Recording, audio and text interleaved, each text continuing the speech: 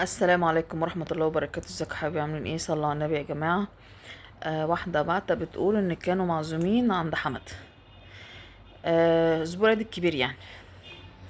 فبتقول حماية جاله كيس لحمة من صحابه. فبتقول حماتها اللي بتحكي يعني، بتقول احنا كنا قاعدين فحست ان العيلة كلهم جم مرة واحدة، فحست ان اللحمة مش هتكفي، فراحت واخدة الكيس بتاع جوزها ده وراحت عاملاه. فهو عرف. المهم قعد يتخانق معاها: وانت عايزة تأكلي لعيالك؟ انت عايزة تأكلهم أكلي؟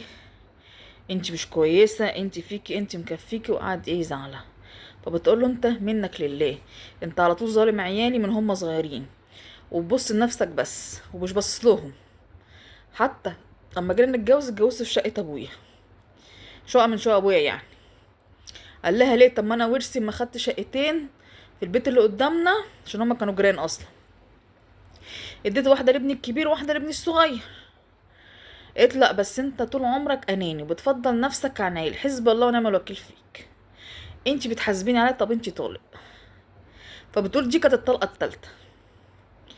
طبعا عياله قاعدين في البيت اللي قدامه.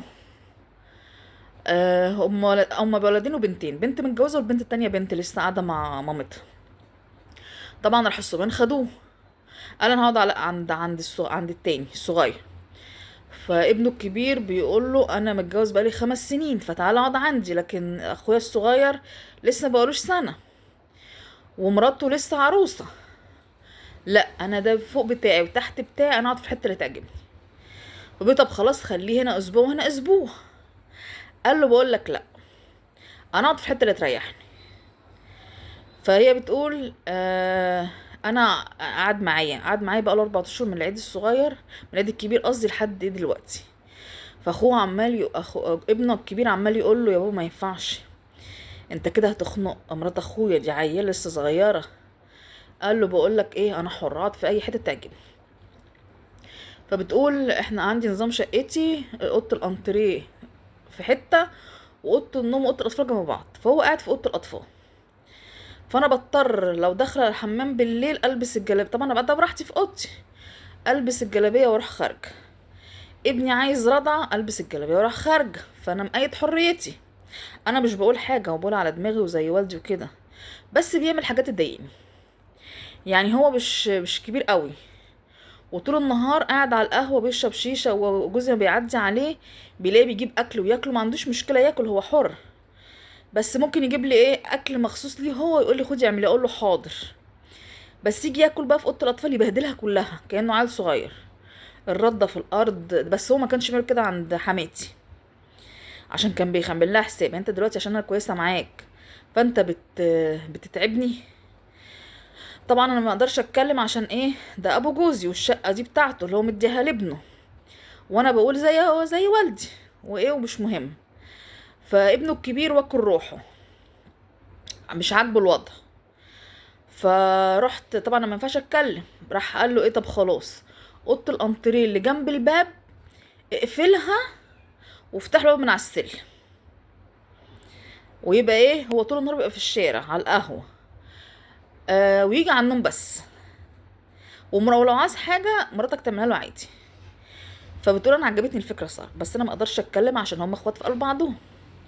راح جوزي راح قايل لحماه: يا بابا انا هعمل كذا كذا كذا. قال له: ماشي اعمل، بس انا مش هدفع جنيه.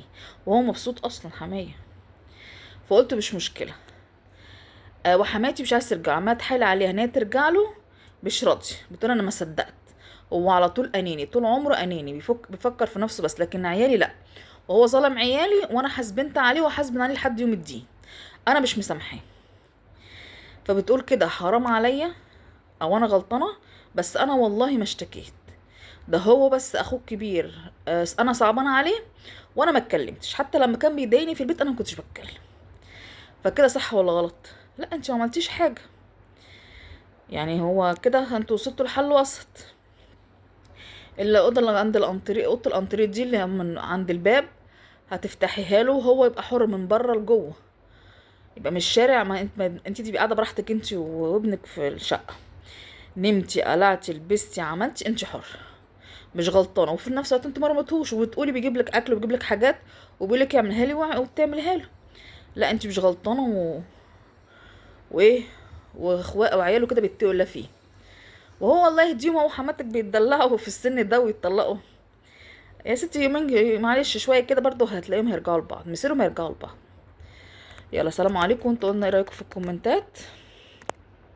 وانتي ست، وانتي بنت محترمه ومتربيه،